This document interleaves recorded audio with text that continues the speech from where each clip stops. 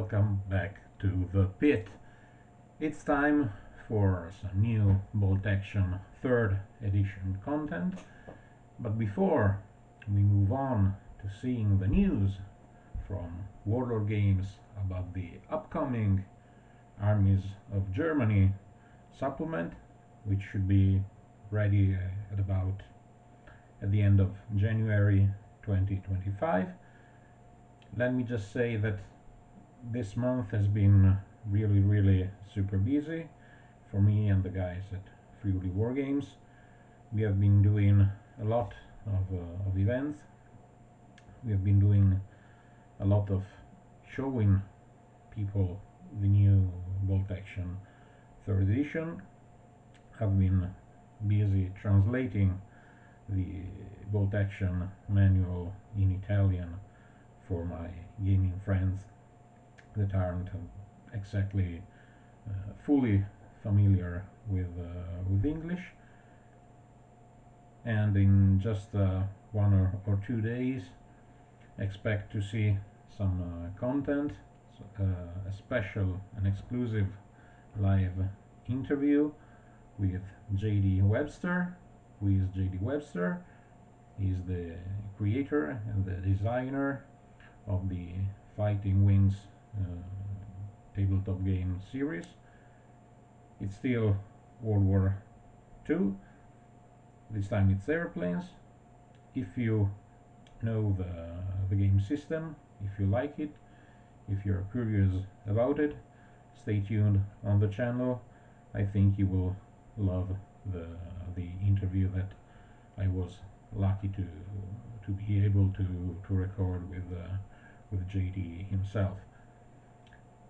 And then in the following weeks we are going to host our first major event at our local game store on the weekend of the 16th and 17th of November. It will be glorious. It will be the first edition of the Bolt Action experience. It will all about the battle for Stalingrad. It will be a 2 days event. There will be a lot of cool, incredibly cool scenario and pieces of terrain, and I think you will love to hear and see about it. But without further ado, let's dive in to 3rd edition content. The latest release by World News. It's news about the Armies of Germany book, as we already said. It's about army special rules. Let's see what they have been cooking for us. First of all, Hitler's buzzsaw will be back and will remain just as it is in the 3rd edition manual, with German light and medium machine gun getting an extra shot, which means 5 shots for LMG and also 7 shots for medium machine guns. Of course, vehicle mounted machine guns still halve the number of shots, so you have 2 shots plus 1 for vehicle mounted LMGs and 6 shots divided by 2 plus 1 for a total of 4 for vehicle mounted machine gun. The rule is very thematic. We are all very used to it. Okay, it's cool, it's useful. It adds some interesting firepower to German infantry squads. Of course, this coupled with the points reduction of machine guns, of squad-based machine guns, from 20 points to 15 points, means that just you get more bang for your buck. And with the changes to snipers, your machine guns are now safe in their own squads. So okay, it's a rule, it's fine, we know it, we love it. It's nothing game changing really, but it's okay, it's fine. Then we have the Blitzkrieg special rule, which almost works as it did in second edition. The only difference being that right now, or to better said, when the new book will come out, it will be only regular and veteran German officers that will get to activate an extra unit when they elect to do their human snap to action. I like it, uh, especially because one of the things I didn't particularly enjoy in second edition was seeing many army lists, also German lists having these 35 points inexperienced second lieutenants just thrown there. Well, you can still do that.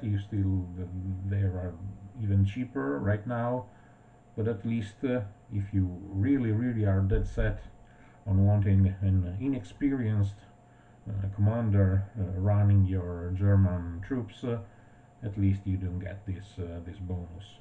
Again, nothing big and dramatic. Can be useful at times. Well, okay, it's there. We like it. All right. The third rule that is going to be slightly changed, it will be improved actually, is the initiative training special rule that stated that basically on a 2 plus, when a squad leader, a sergeant, and an NCO is killed in an infantry platoon, on a 2 plus, you basically get to ignore the penalties because another Unteroffizier, Corporal, or whatever steps up and takes the NCO's role from there on.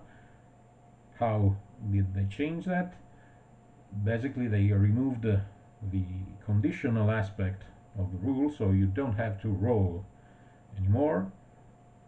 Now the rule states that regular and veteran German units, once again, you are kind of punished for going with inexperienced troops, which I can live with. I don't really mind.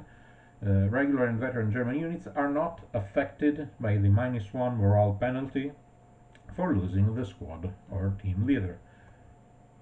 The rule got better on overall. I dig the change. I like it. It's perfectly fine by me.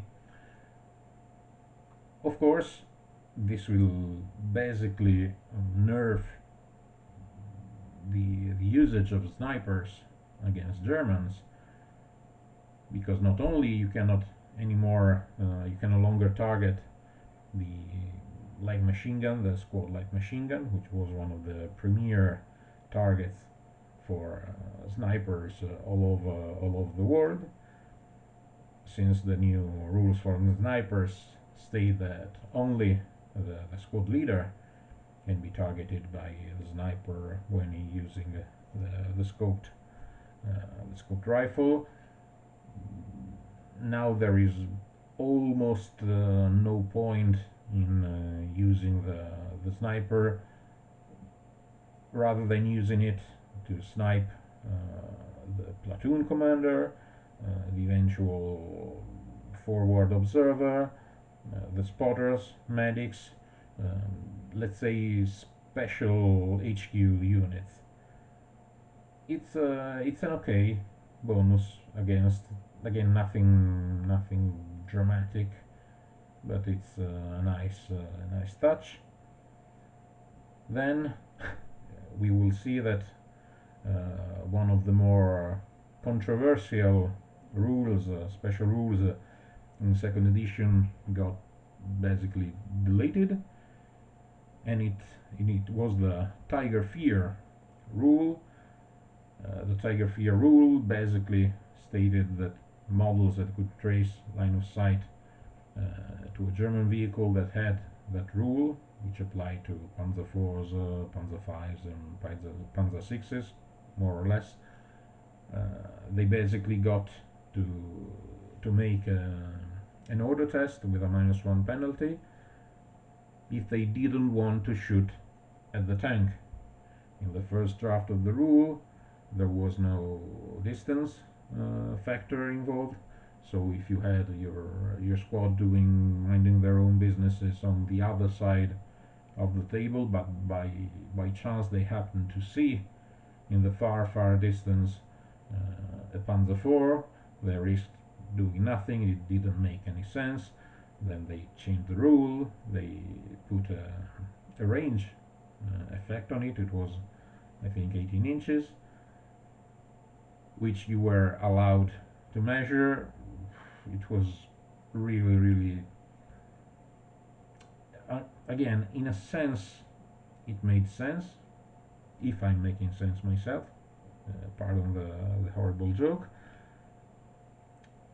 It was really too clunky to work effectively. Many times you would forget to use the rule. Honestly, I'm glad they got rid of it. And what did they change that with? The new rule is called Panzer Ace. So you basically get to nominate one of your tank commanders to have some special ability. Let's read it together. Panzer Ace. Although the term tank ace is from contemporary use, many German tank commanders and their feats have attained an almost mythological status, partly through propaganda, but also through sheer skill in battle. A single veteran vehicle in your force, among those that have this option in their vehicle entry, may be designated as a Panzer Ace. When using its main gun, it receives an additional +1 pen modifier on the roll to damage all enemy vehicles, as well as an additional +1 modifier when rolling on the damage table. This does not apply to coaxial weapons. What do I make of this?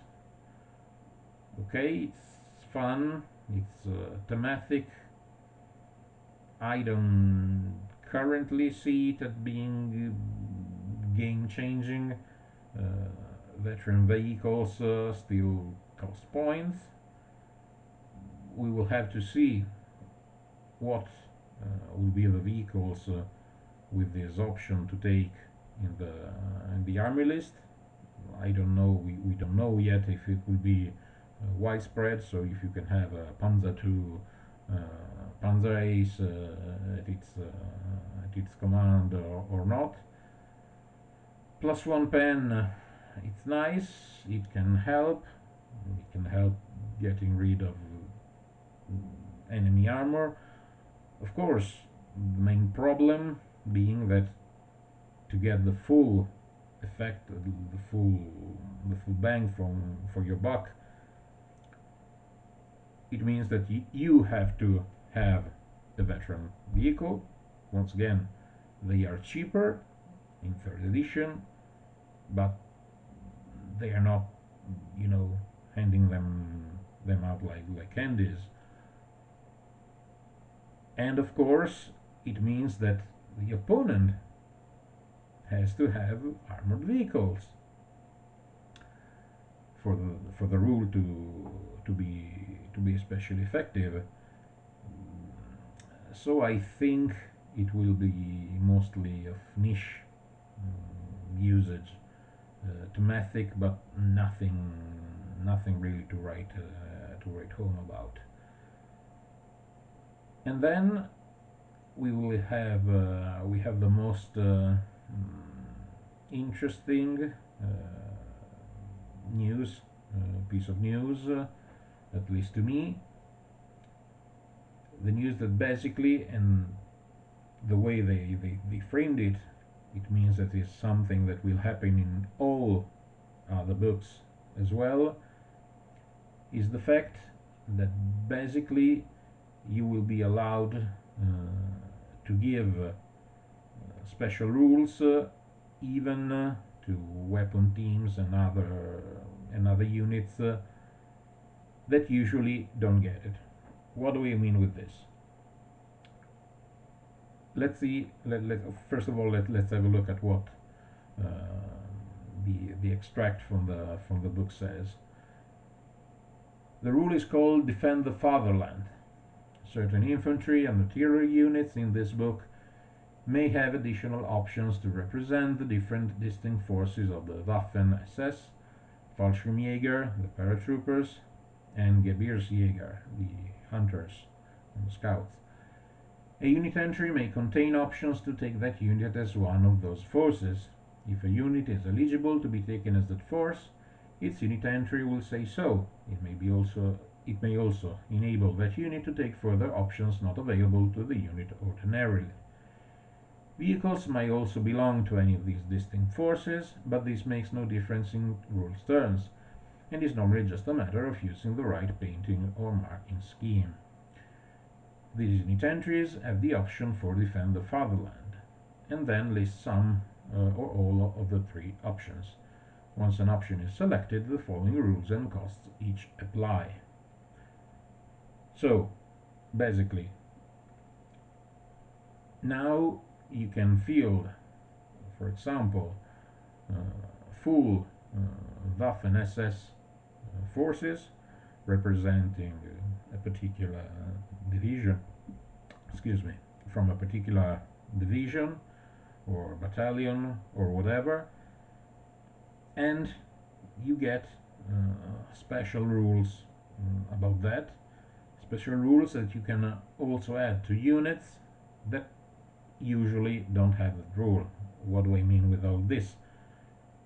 For example, Waffen-SS, even in second edition and even in the base entry for third edition in the big manual, you get the option for the units to be upgraded to fanatics for plus 2 points.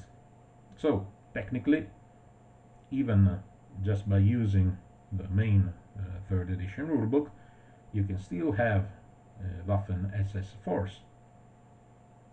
You paint all your miniatures in Waffen-SS colors, you paint them black, they're nice, they're cool, and you already have a Waffen-SS army. Of course,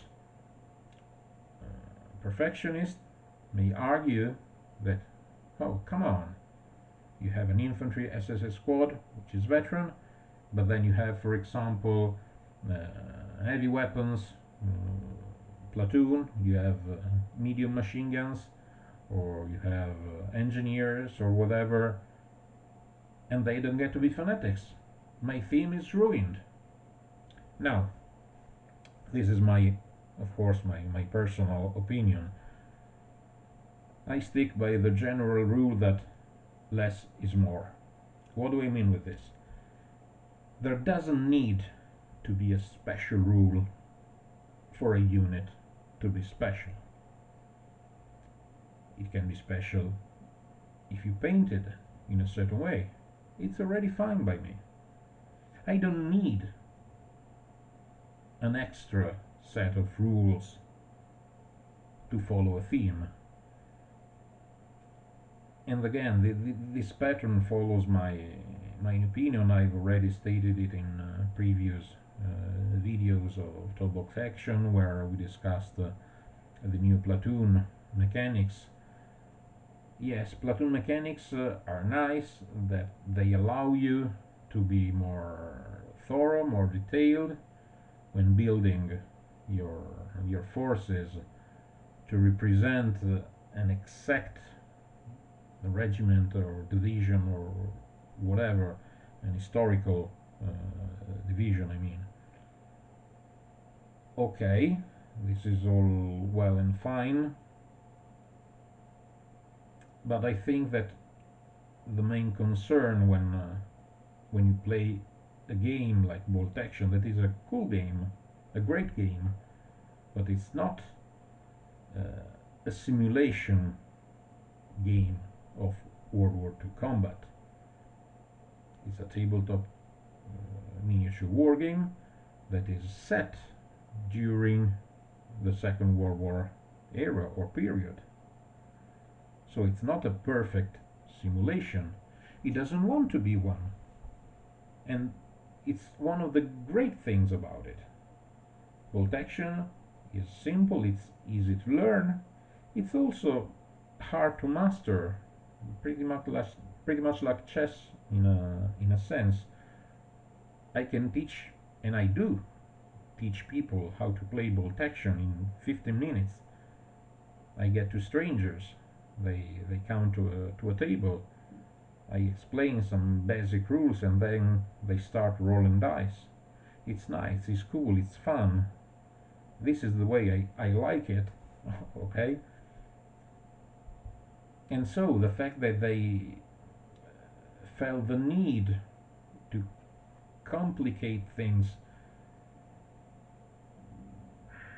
by allowing the small minority of players who are dead set on having historical accuracy represented in their armies, I don't know, it doesn't really make sense to me, because if you wanted, or if you still want to be historically accurate, you still can, like 99% of the time.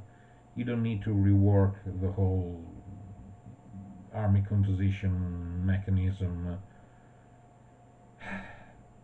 I don't know, I'm still perplexed about that. We will return on this. Let me know your opinion. Do you like the new platoons? I know many of my friends love the new platoon mechanics. And this is fine, of course, everyone is entitled to have their own opinion. Let me know yours. Leave a comment. I'm honestly curious to know if it's just a problem I have, or if it's something widespread. I don't know. Let me know. I'm curious. So, getting back, Fallschirmjägers, the German paratroopers. Units must be taken on veteran. Okay. Units must be upgraded to stubborn for +1 point per man. Stubborn, it's a nice rule. That this is very useful. And again, before moving on, one of my main gripes is that I'm really curious to see how many armies, how many historical armies we are going to see that are just there because the rules are good and strong. This is the same Italian army effect. Italian armies largely sucked before Case Blue, and in part before the Verga's soft underbelly and the other modules dedicated to the Italian campaign. And after Case Blue, the Italians got really out of hand. In my opinion, they went way overboard, and so all of a sudden you had a plethora of black shirts of M battalions that, yes, they existed, but not in the numbers that at least I was getting used to seeing. Or like cavalry. Again, in the end of second edition, it almost looked like, as I was playing a game set in the Napoleonic era, you had cavalry units roaming around like madmen. Oh, it was awful. I hated it. And again, I somehow expect to see, for example, many Gebersjäger armies, and we will see why in a moment. Possibly more Fallschirmjägers. Again, I saw people that loved Fallschirmjäger models. They used them. They still can. They still would be used. They still could. Why do you feel the need to add more rules to that? More bonuses? I don't like that. Then, sorry if I'm rambling. Excuse me. Waffen SS. Units must be upgraded to fanatics for +2 points per man. Inexperienced units also have the following rule: mixed quality. Throughout the war, the Waffen SS were quite different from the idealized army of Superman that propaganda made them out to be. They were certainly elite and battle-hardened outfits, but given the lack of manpower available, strict recruitment guidelines were soon dropped. In certain cases, such as with the 12th SS Hitlerjugend indoctrination, could lead to acts of sheer suicidal fury in the face of the enemy. Anytime an order test is failed, roll a d6 and apply the following. On a 1 or a 2, the unit immediately goes down, and in addition it takes d3 pins. 3 or 4, the unit immediately goes down as normal. 5 or 6, the unit immediately makes a run order towards the nearest visible enemy unit, or advance if slowed by terrain. If this run or advance move would bring them into contact with that unit, it counts as an assault into close quarters. If there is no visible enemy unit, react as if 3 or 4 had been rolled. Yeah, this is well, a bit silly to me. It adds randomness, a randomness factor, so you get that this Hitlerjugend kids suicidally charging enemy positions, especially with the changes, the welcome changes to the close quarter mechanics, with the defender always having the advantage of, in worst case scenario, parity. It it will be it will spell doom to many a unit of Hitlerjugend youth that foolishly are going to charge into the teeth of the enemy. Oh, I don't know. I don't know. I don't. Again, I don't. I don't have anything against theme armies. I like them. Again, I don't like it when you have to give every unit a special rule. Again, it doesn't make sense to me. I don't see it a good game design. Again, personal opinion. And then finally, we have Gebirgsjäger, the mountain troops, the German mountain troops. Units must be taken as veterans. Units must be upgraded to Fieldcraft for +1 point per man. In addition to Fieldcraft, they also have the following rule: winter equipment. Gebirgsjäger were extensively equipped for winter conditions and carried substantially more than their regular infantry counterparts. An infantry unit may take skis for no additional cost. An infantry unit equipped with skis ignore all negative movement effect related to snow or ice in scenarios that introduce them. Any artillery units may be upgraded to mountain guns for no additional cost, but you must remove all gun shields from any gun upgraded in this way. Any unit with this upgrade is not affected by difficult ground like other artillery. Instead, it may move through difficult ground in the same manner as infantry and ignores all negative movement effects, related to snow or ice in scenarios that introduce them. Now, I already said that I hate the Fieldcraft rule. I hate all rules that allow you to ignore entire sections of, of the manual, and ignoring movement restrictions due to rough terrain, to difficult terrain. It's stupid. Again, let's make a bet, a small bet. I bet you that when this third edition supplement rolls out, like magic, there are going to be way more Gebirgsjäger themed armies than used to be.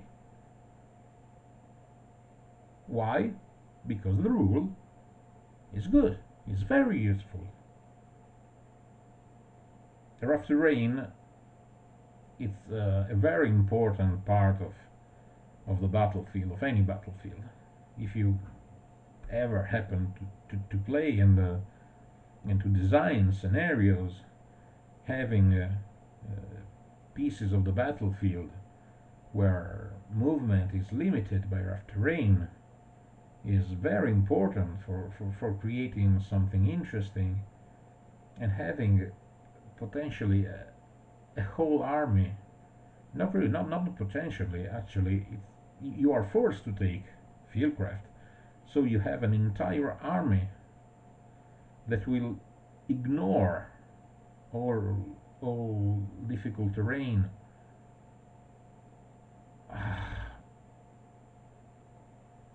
I don't know. I don't like it. The fact that you can go skiing is almost laughable. I mean, we are going to play against Finland. Nice, cool, interesting. By all means, use all the Gebirgsjäger you want. But uh, again, sorry if I'm rambling, but I'm really mad when I see things like this because I don't think it's good for the game. Probably it's interesting because it means that they will now sell a lot more Gebirgsjägers. Probably good for them. Well, and this, if this is the way it's going to be, of course we will have a lot of theme armies from all other factions. I can already see commandos for the British, possibly entire paratroopers or ranger armies from the United States. I don't even want to think what they're going to do with Russia. I don't know. I'll be honest, as you might have guessed, I'm a bit perplexed about this new design philosophy by War Games. That said, I think this is it's already enough for one video. I will bring you more content as we get more updates about the German books. Until the time, as usual, be safe and ciao ciao.